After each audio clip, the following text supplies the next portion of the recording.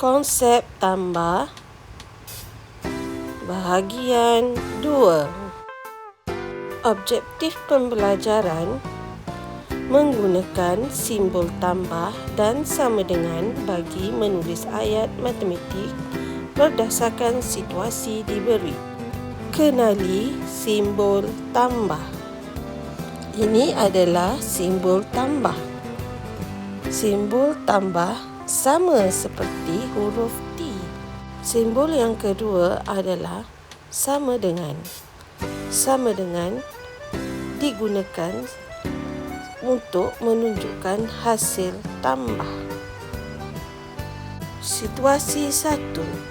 Dalam akuarium ada 4 ekor ikan.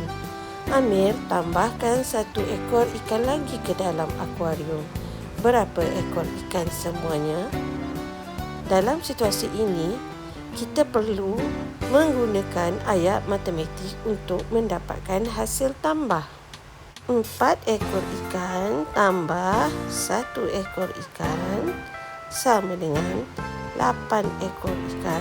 Ini adalah ayat matematik. Situasi 2. Ada 4 buah kereta mainan dan 2 buah lori mainan di atas meja. Berapa jumlah kesemuanya? 4 tambah 2 sama dengan 6. Ini adalah ayat matematik lengkap bagi situasi tadi. Sekian, terima kasih.